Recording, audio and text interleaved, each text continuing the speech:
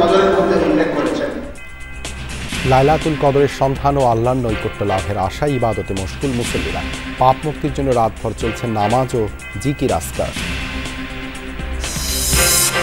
শেষ কর্মদিবসে অফিস শেষে বাড়ি ফেরেন লাখো মানুষ। উত্তরাঞ্চলের পথে কিছুটা ভোগান্তি, ট্রেন লঞ্চে নির্বিঘ্ন ঈদযাত্রায় স্বস্তিতে যাত্রীরা। বাসের থেকে লঞ্চে যাওয়াটা অনেক সহজ, আগের তুলনায় অনেক ভালো, অনেক ভালো। গাড়ি যাইতে হবে যেন আমরা অসহায়, এই সিন্ডিকেটগুলোকে ভাঙতে পারতেছে না। সরকার উৎখাত ষড়যন্ত্রের অভিযোগে শেখ হাসিনা সহ ৭৩ জনের নামে রাষ্ট্রদ্রোহিতার মামলা। অনলাইন মিটিংয়ে অংশ নিয়ে গৃহযুদ্ধের হুমকি, সিআইডিকে তদন্তের নির্দেশ।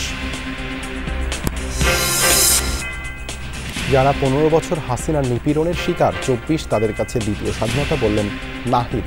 রাজনৈতিক উদ্দেশ্যে ভারতীয় মিডিয়ার মিথ্যা জড়িয়ে এখানে হিন্দু নির্যাতনের গল্প আসলে ভারতীয় মিডিয়া এবং পুরো আন্তর্জাতিক মহলে এটা প্রচার করে বেড়াচ্ছে।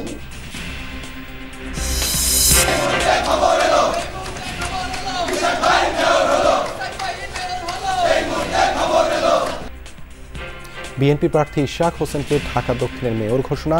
কারচুপি অনিয়মের ঘটনায় ২০২০ সালে ভোটের ফল বাতিল করলেন ট্রাইব্যুনাল। আইনি প্রক্রিয়া অনুসরণ করে আদালতে সমস্ত তথ্য, সাক্ষী, প্রমাণাদি দিয়ে এবং মামলা লড়ে আমরা জিতে এসেছি।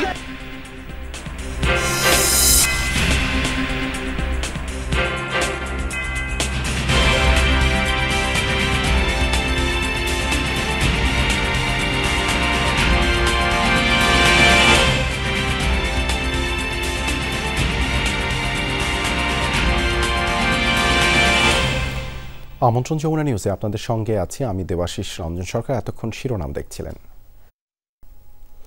হাজার মাসের চেয়ে উত্তম রাত্রি লাইলাতুল কদরের সন্ধানে রাত জেগে ইবাদত বন্দেগী করছেন মুসলমানরা। রমজানের শেষ ১০ দিনের বেজর রাত্রিতে মহিমান্বিত রাত্রি সন্ধানের কথা বলা হয়েছে হাদিসে। তবে অনেক আলেম মনে করেন ২৬ রোজার দিবাগত রাতেই লাইলাতুল কদর। মুসলমানদের কাছে এই রাত অত্যন্ত মহিমান্বিত, হাজার মাসের তুলনায় উত্তম। এই রাতে নাজিল হয়েছে পবিত্র কোরআন, তাই পবিত্র এই রাতে আল্লাহর নৈকট্য ও রহমত লাভের আশায় ইবাদত বন্দেগীতে মশগুল থাকেন মুসল্লিরা। নফল নামাজ আদায়, কোরআন তেলাওয়াত, জিকির আসকার ও দোয়ায় রাতটি অতিবাহিত করেন তারা। এই উপলক্ষে জাতীয় মসজিদ, বায়তুল মোকাররম সহ দেশের সব মসজিদে রাতব্যাপী ওয়াজ মাহফিল, ধর্মীয় বয়ান ও আখিরি মোনাজাতের আয়োজন করা হয়েছে।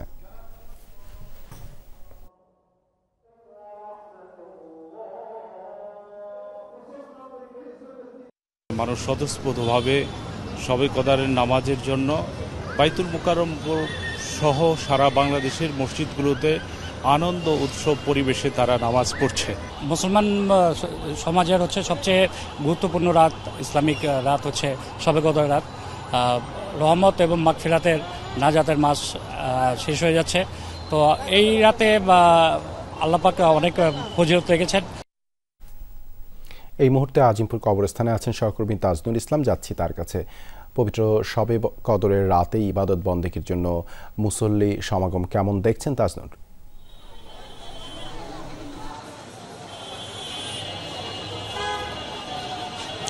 দেবাশিস, একদিকে তো মসজিদে আজকে শবে কদরের যেই মহিমান্বিত রজনী সেটি উপলক্ষে ইবাদত বন্দেগী চলছে, তবে খুব গুরুত্বপূর্ণ একটি অনুষঙ্গ সেটি হচ্ছে এই ঢাকায় যতগুলো কবরস্থান রয়েছে, যে সমস্ত স্বজনরা যারা পৃথিবী থেকে বিদায় নিয়েছেন তাদেরকে স্মরণ করতে, তাদের কবর জিয়ারত করতে এই আজিমপুর কবরস্থানে কিন্তু বেশ তারাবি নামাজের পর থেকেই মানুষজনের ব্যাপক রকমের সমাগম রয়েছে। বিশেষ করে এই কবরস্থানে তারা সেই প্রিয়জনের কবরের পাশে এসে দাঁড়াচ্ছেন, জিয়ারত করছেন, দোয়া দুরূদ করছেন, মোনাজাত করছেন এবং যারা পৃথিবী থেকে বিদায় নিয়েছেন তাদের জন্য দোয়া করছেন। এবং যেটি বিষয় যেহেতু মহিমান্বিত রজনী, পবিত্র শবে কদরের রাত আজকে এবং রমজান প্রায় শেষ হয়ে যাচ্ছে, সব মিলিয়ে মানুষের যে আকুতি, মানুষের যে প্রার্থনা, সেই জায়গাটি একই সঙ্গে স্বজন যারা বিদায় নিয়েছেন তারা যেন পরপরে ভালো থাকেন, তারা যেন মুক্তি পান, সেই বিষয়গুলো নিয়ে কিন্তু এই যে যারা মুসল্লি, যারা এই পাশে একটি মসজিদ রয়েছে সেখানে আমরা দেখছিলাম যে এখনও কেউ নফল ইবাদতে মশগুল রয়েছেন। এবং তার পাশাপাশি খুব গুরুত্বপূর্ণ একটি অনুষঙ্গ এই যে কবরস্থানে এসে তারা স্বজনদের স্মরণ করছেন এবং মৃত মানুষদের জন্য তারা কিন্তু সেই দোয়াটি করছেন যাতে করে তারা সেখানে ভালো থাকতে পারেন। একই সঙ্গে দোয়ার যে মূল জায়গাটি যে এই মহিমান্বিত রজনীর যে প্রার্থনা, যেই দোয়া, সেটি যেন মহান আল্লাহ তাআলা সবার সেই দোয়া যেন কবুল করেন এবং যারা কিনা পৃথিবী থেকে বিদায় নিয়েছেন তারা যেন সেখানে ভালো থাকেন, সেই জন্য কিন্তু পরিবারের সদস্য যারা জীবিত রয়েছেন তারা কিন্তু আসছেন আজিমপুর কবরস্থানে। এবং আমরা দেখেছি যে সেই তারাবির নামাজের পর থেকেই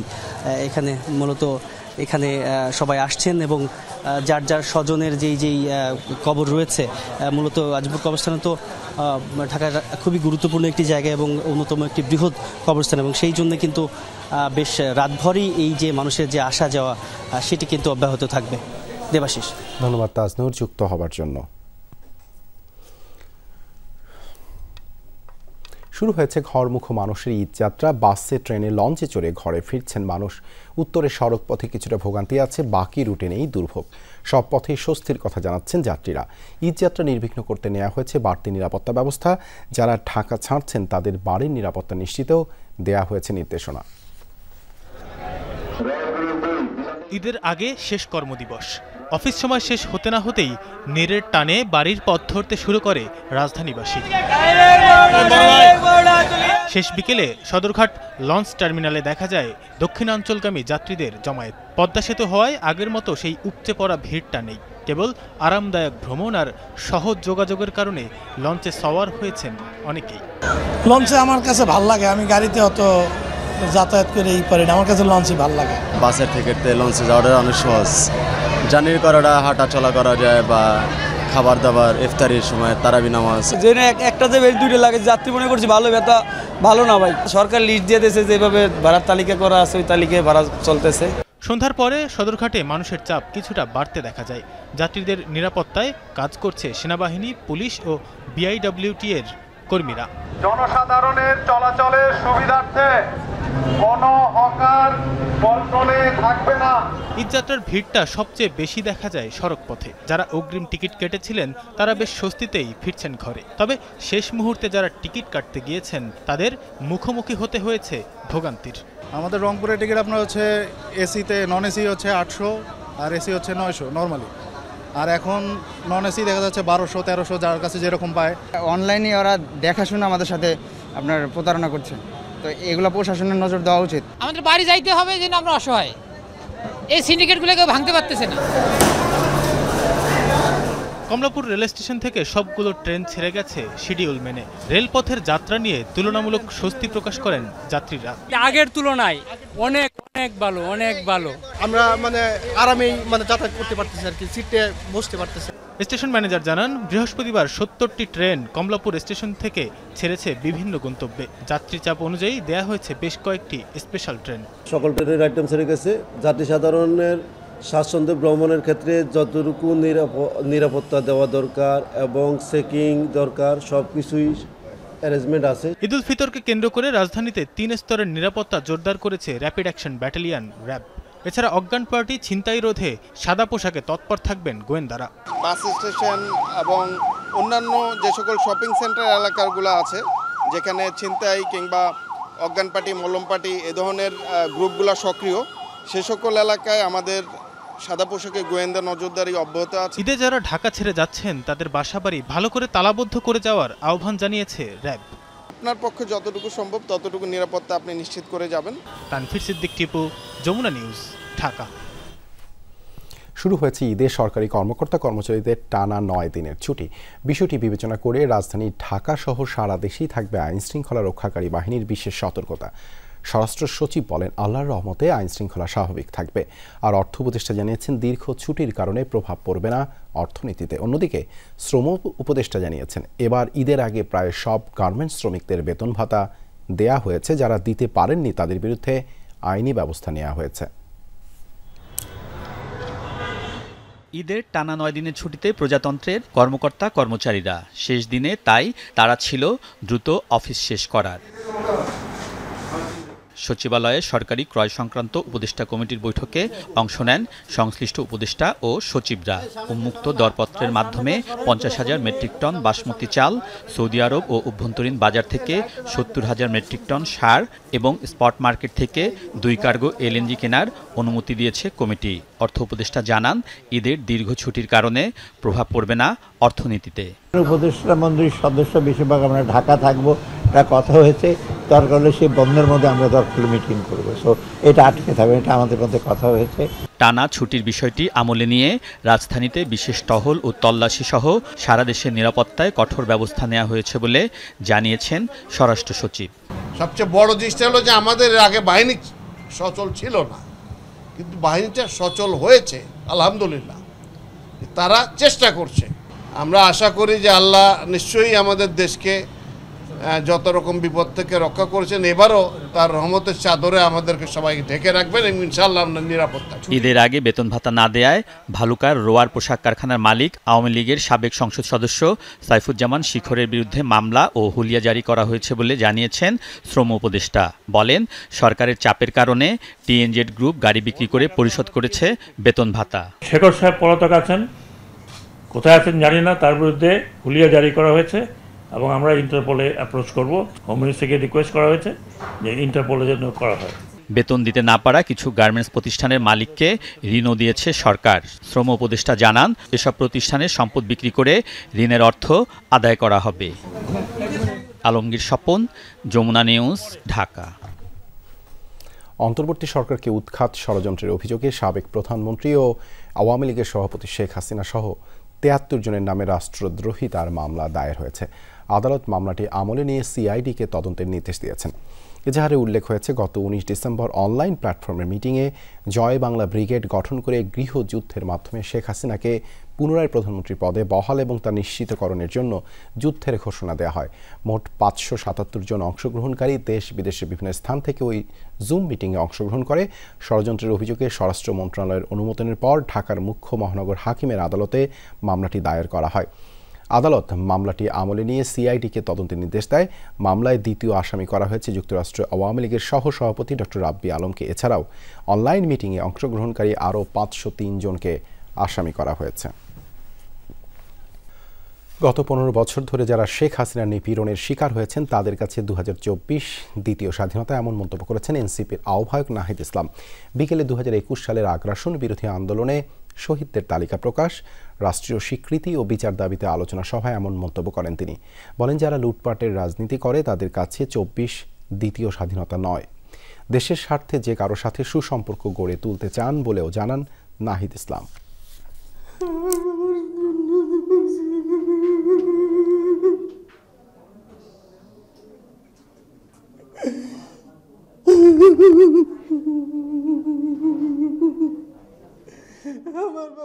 এই আহাজারি প্রিয় মানুষের জন্য, এই কষ্টের তীব্রতা, নারী ছেঁড়া ধন, সন্তান হারানোর।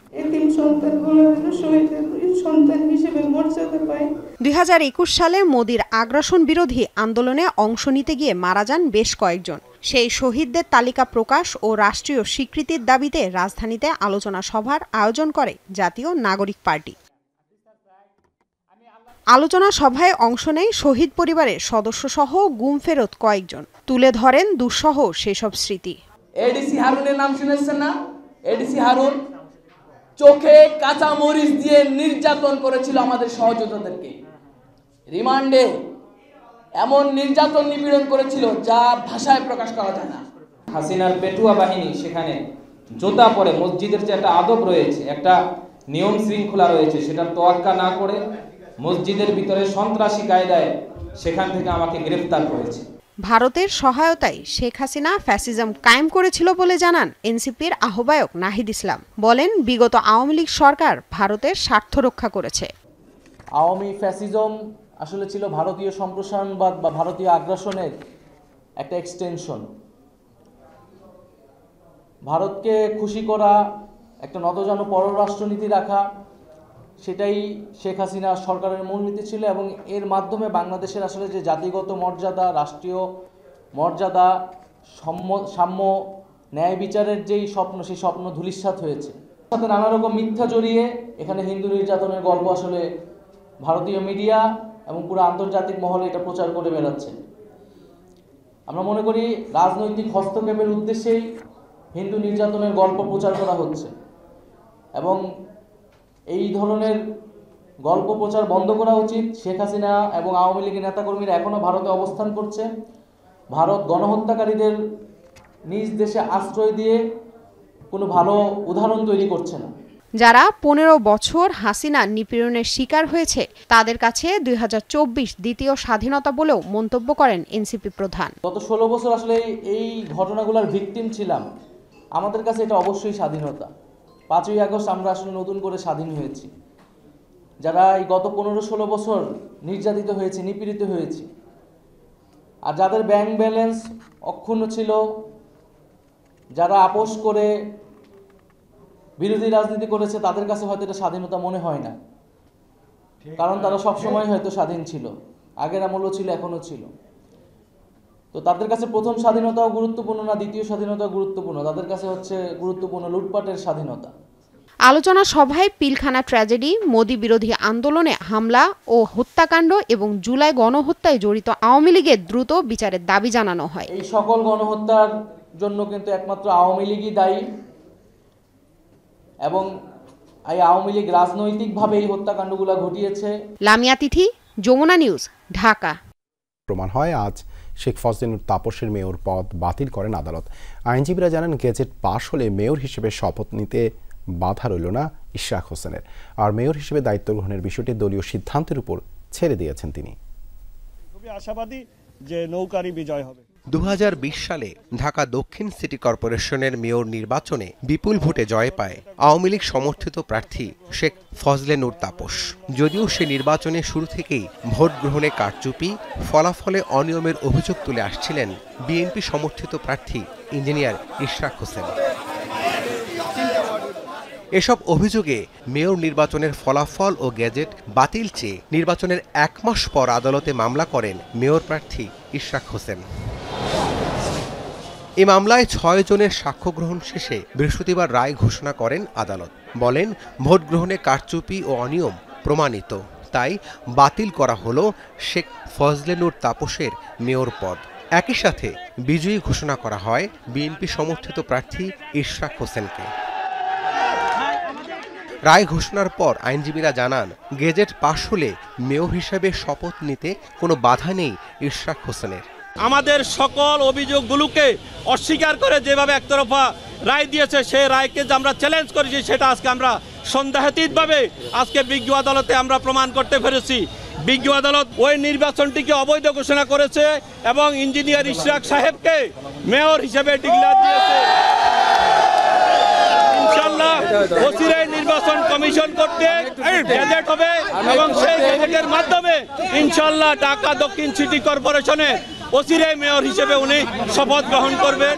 রায়ের পর তাৎক্ষণিক প্রতিক্রিয়ায় ইশরাক হোসেন বলেন, আদালতে ন্যায় বিচার পেয়েছেন, তবে শপথ নেয়ার বিষয়টি নির্ভর করছে দলীয় সিদ্ধান্তের উপর। হাসিনার ভাতিজা খুনি তাপস সে নিজে আদালতে হস্তক্ষেপ করে আমাদের এই মামলার প্রক্রিয়াটিকে বাধাগ্রস্ত করে বন্ধ করে রেখেছিল। পরবর্তীতে ৫ই আগস্টের পর আমরা আইনি প্রক্রিয়া অনুসরণ করে আদালতে সমস্ত তথ্য, সাক্ষী, প্রমাণাদি দিয়ে এবং মামলা লড়ে আমরা জিতে এসেছি। ২০২০ সালের ৩ মার্চ নির্বাচনী ট্রাইব্যুনালে মামলাটি দায়ের করেন ঢাকার প্রয়াত মেয়র সাদেক হোসেন খোকার ছেলে ইশরাক হোসেন। রাব্বি সিদ্দিকী, যমুনা নিউজ, ঢাকা। সাবেক স্বাস্থ্যমন্ত্রী মোহাম্মদ নাসিমের ছেলে তমাল মনসুরের নিউ ইয়র্কেই ১৪টি অ্যাপার্টমেন্টের সন্ধান পেয়েছে দুদক। আর সাবেক প্রধানমন্ত্রী শেখ হাসিনার উপ প্রেস সচিব আশরাফুল আলম খোকনের রয়েছে নিউ ইয়র্কে একটি বাড়ি। একই সঙ্গে তাদের বিরুদ্ধে অবৈধ সম্পদ অর্জনের অভিযোগে মামলা করেছে সংস্থাটি। প্রয়াত সাবেক স্বাস্থ্যমন্ত্রী মোহাম্মদ নাসিমের ছেলে তমাল মনসুরের বিরুদ্ধে প্রভাব খাটিয়ে দুর্নীতি ও অর্থ পাচারের অভিযোগ ওঠে বিভিন্ন সময়ে। ক্ষমতার পট পরিবর্তনের পর তার সম্পদের অনুসন্ধানে নামে দুর্নীতি দমন কমিশন। সংস্থাটি বলছে, তমাল মনসুরের নামে মার্কিন যুক্তরাষ্ট্রের নিউ ইয়র্কে 14টি অ্যাপার্টমেন্টের সন্ধান মিলেছে, যা বাংলাদেশি মুদ্রায় প্রায় 63 কোটি টাকার সম্পদ।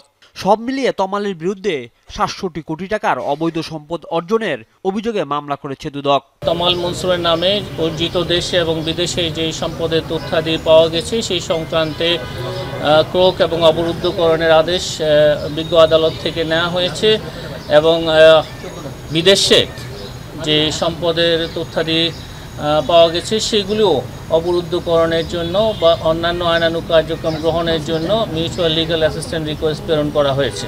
ক্ষমতাচ্যুত সাবেক প্রধানমন্ত্রী শেখ হাসিনার আস্থাভাজন হিসাবে প্রেস উইংয়ের পরিচিত মুখ ছিলেন আশরাফুল আলম খোকন।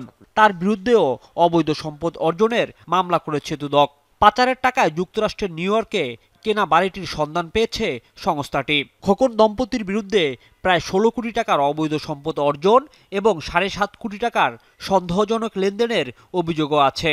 সম্পদের উৎস গোপন বা আড়াল করার উদ্দেশ্যে তার নামেও 3টি ব্যাংক হিসাবে 1,34,00,000 টাকারও বেশি সন্দেহজনক লেনদেন করে স্থানান্তর, রূপান্তর, হস্তান্তর করার অপরাধসহ আমেরিকায় বাড়ি ক্রয়ের অভিযোগ অনুসন্ধানকালে প্রমাণিত হয়েছে।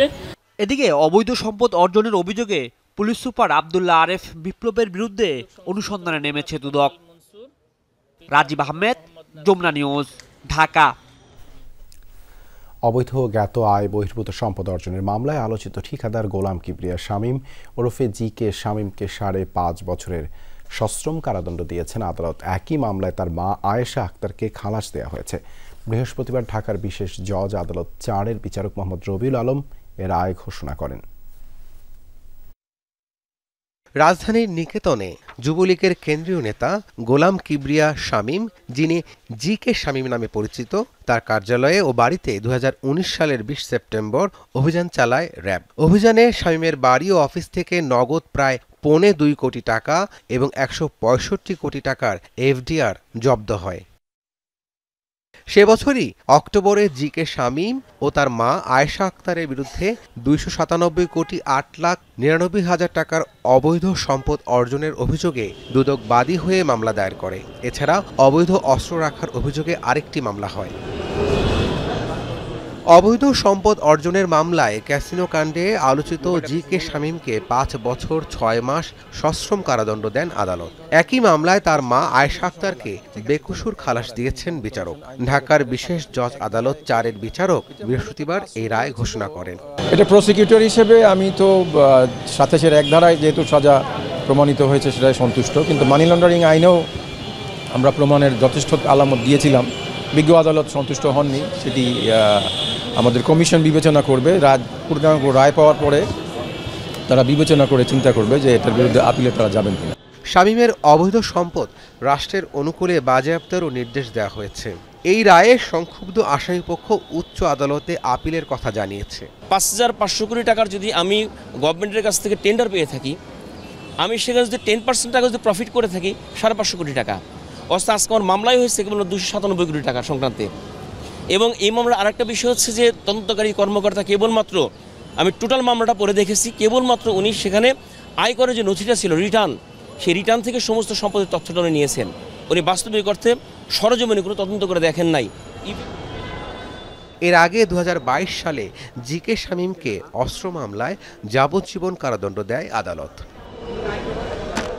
রাবি সিদ্দিকী, যমুনা নিউজ, ঢাকা। মঙ্গলবার ভোরে ধানমন্ডিতে ডাকাতির বিষয়ে চাঞ্চল্যকর তথ্য জানিয়েছে পুলিশ। ওই ডাকাতিতে র্যাব, সাংবাদিক, ছাত্র প্রতিনিধি, এমনকি ম্যাজিস্ট্রেট পরিচয় দেওয়া সবাই ছিল ভুয়া।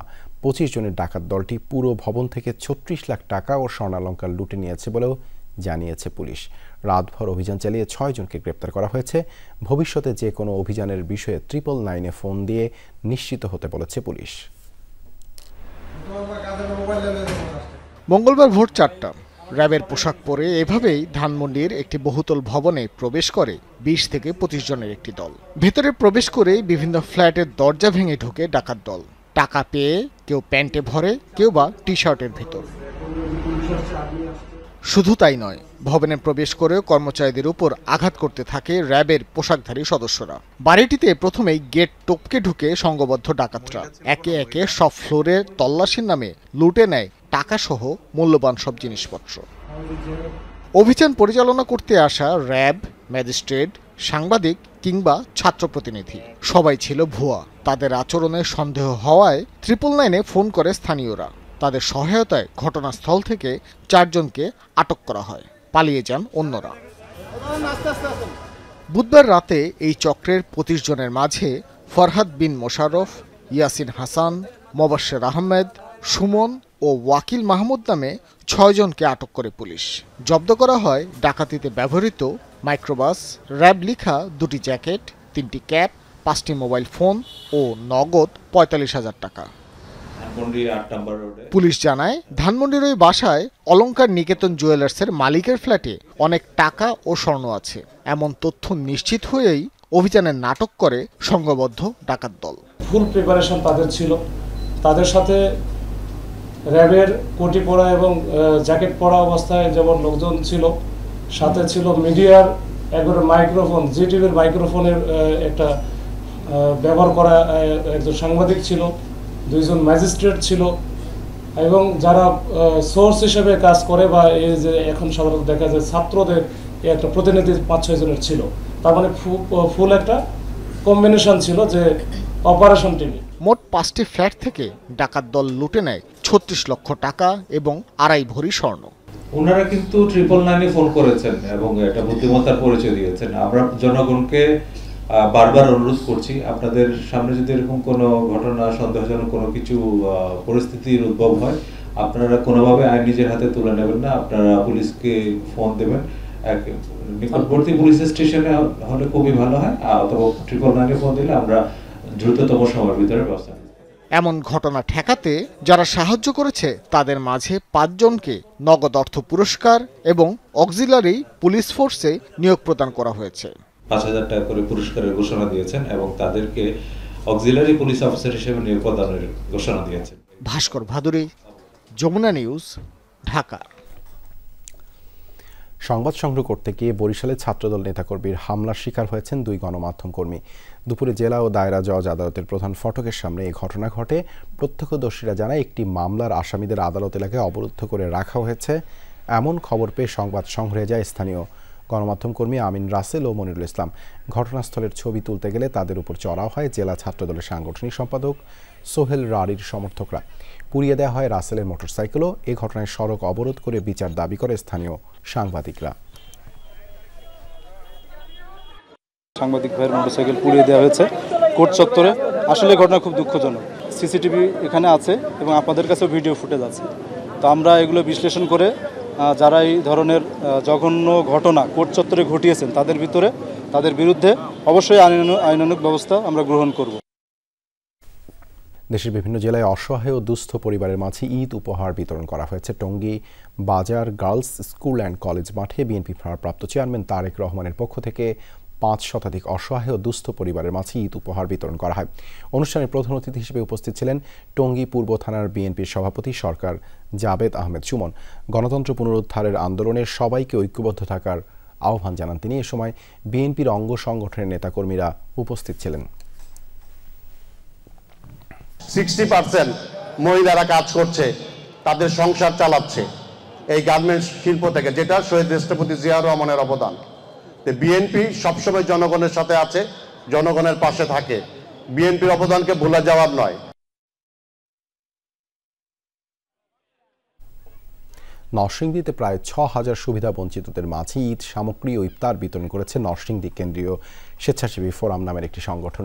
বৃহস্পতিবার বিকেলে নরসিংদী পৌর মাঠে সংগঠনটির সদস্যরা রমজান মাস জুড়ে চলা ঈদ সামগ্রী বিতরণের সমাপনী আয়োজন করা হয়। উপহার সামগ্রী হাতে পেয়ে খুশি সুবিধা বঞ্চিতরা। বাংলাদেশের অন্য কোনো জেলায় এত বড় আয়োজন স্বেচ্ছাসেবী ফোরামের আছে বলে আমার জানা নেই। প্রত্যেকটা জেলায় যুব সমাজ, ছাত্র সমাজ যেন এই স্বেচ্ছাসেবী ফোরাম তারা প্রতিষ্ঠা করে। আমরা সহযোগিতা করে তাদেরকে ঈদের আনন্দ দিব, তার চাইতে আমি মেসেজটা পৌঁছাইতে চাই যে আপনাকে সহযোগিতা করে আমার আনন্দটাকে আমি নিশ্চিত করব। প্রায় 1000 দুস্থ পরিবারের মাঝে ঈদ উপহার বিতরণ করেছে গাজীপুর মহানগর স্বেচ্ছাসেবক দল। অনুষ্ঠানের প্রধান অতিথি হিসেবে উপস্থিত ছিলেন গাজীপুর মহানগর স্বেচ্ছাসেবক দলের সদস্য সচিব হালিম মোল্লা। তিনি বলেন, বিএনপি চেয়ারপারসন বেগম খালেদা জিয়া ও ভারপ্রাপ্ত চেয়ারম্যান তারেক রহমানের নির্দেশেই এই ঈদ উপহার বিতরণ করা হয়েছে। পরে বেগম খালেদা জিয়ার রোগ মুক্তির জন্য দোয়া মোনাজাত করা হয়। ঈদে অসহায় দরিদ্র শিশুদের মুখে হাসি ফোটাতে ব্যতিক্রমী আয়োজন করা হয়েছে নারায়ণগঞ্জের 2500-এ। দুপুরে ইউনাইটেড স্কুল অ্যান্ড কলেজ মাঠে এই আয়োজনের উদ্বোধন করে জেলার প্রশাসক জাহিদুর রহমান মিয়া। এ সময় প্রতিষ্ঠানের বর্তমান ও প্রাক্তন শিক্ষার্থীদের সংগঠন ইউনাইটেড ওয়েলফেয়ার ক্লাবের উদ্যোগে মার্কেটের আদলে সাজানো হয় স্বপ্নের দোকান, যেখানে সুবিধাবঞ্চিত শিশুরা মাত্র 10 টাকা মূল্যের টোকেন দিয়েই নিজেদের পছন্দ মতো পোশাক কিনতে পারবে। ঈদে নতুন পোশাক পেয়ে উচ্ছ্বাস প্রকাশ করে শিশুরা।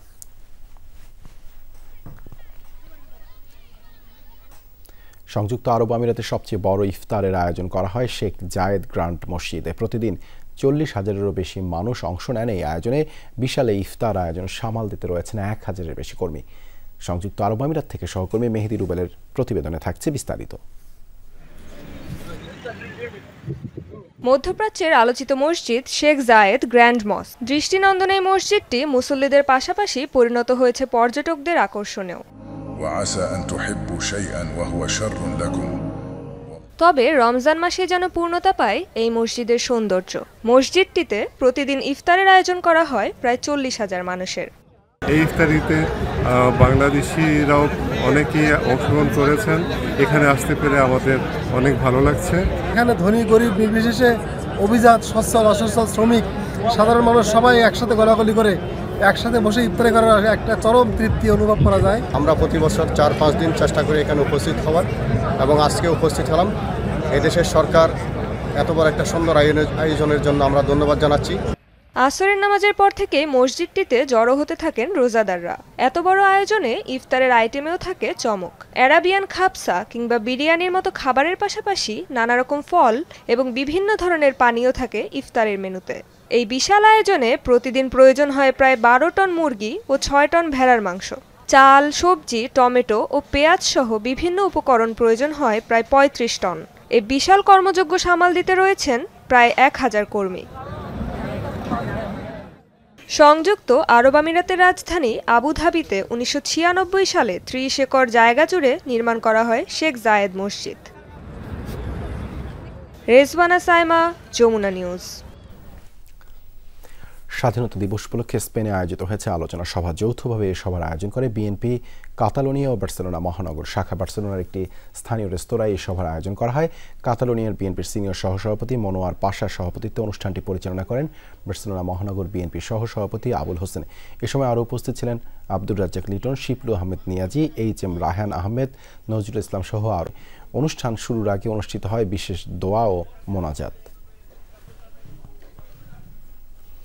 ওমানে নবনিযুক্ত বাংলাদেশের রাষ্ট্রদূত খন্দকার মিসবাউল আজিমের সাথে সৌজন্য সাক্ষাৎ করল সোশ্যাল ক্লাব ওমানের উত্তরবঙ্গ উইংয়ের একদল প্রতিনিধি।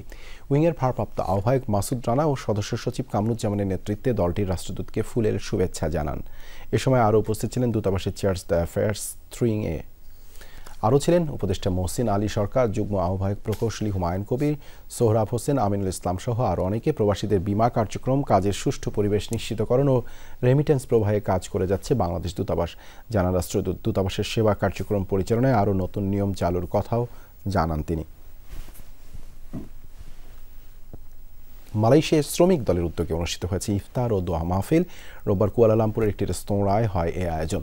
সভাপতিত্ব করেন শ্রমিক দল মালয়েশিয়া শাখার ভারপ্রাপ্ত সভাপতি মোহাম্মদ শাহ আলম বিন সিরাজ। শুভেচ্ছা বক্তব্য দেন সাধারণ সম্পাদক মোহাম্মদ রাজু ইমন আলী। সঞ্চালনা করেন গণশিক্ষা বিষয়ক সম্পাদক মোহাম্মদ ফারুক হোসেন। ভার্চুয়ালি প্রধান অতিথি বক্তব্য দেন শ্রমিক দল কেন্দ্রীয় সংসদের সভাপতি মোহাম্মদ আনোয়ার হোসেন। বিশেষ অতিথি বক্তব্য দেন শ্রমিক দল কেন্দ্রীয় সংসদের সাধারণ সম্পাদক মোহাম্মদ নুরুল ইসলাম নাসিম এবং বিএনপির কেন্দ্রীয় নির্বাহী কমিটির সহ সাংগঠনিক সম্পাদক মোহাম্মদ সেলিমুজ্জামান সেলিম। এছাড়া বক্তব্য রাখেন মোহাম্মদ বাদলুর রহমান খান, মোহাম্মদ মাহবুব আলম শাহ, মোহাম্মদ জাহাঙ্গীর আলম খান, মোহাম্মদ মিনহাজ মণ্ডল সহ আরও অনেকে। উপস্থিত ছিলেন মোহাম্মদ নাসির উদ্দিন, মোহাম্মদ খালিদ হাসান রিপন, মোহাম্মদ আবু কাউসার ভূঁইয়া সহ দলটির বহু নেতাকর্মী। আলোচনা শেষে দেশ ও জাতির মঙ্গল কামনায় হয় বিশেষ মোনাজাত।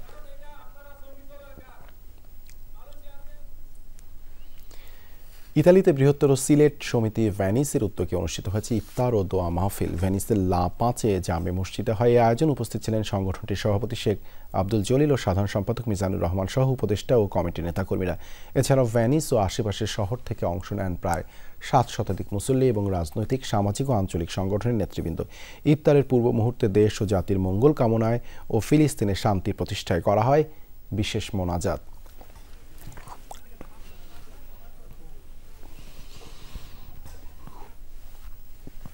ইতালির পাদোভা বিএনপি ও স্বেচ্ছাসেবক দলের উদ্যোগে আয়োজিত হয়েছে দোয়া মাহফিল।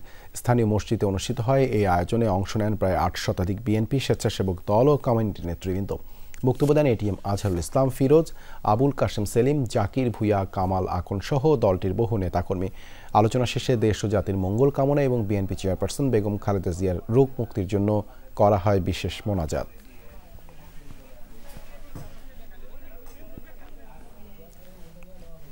আমরা প্রতি বছরের ন্যায় এবারও বাংলাদেশ জাতীয়তাবাদী পক্ষ থেকে পাদুবা সেন্ট্রাল মসজিদে ইফতারের আয়োজন করতে পারে আমি আনন্দিত।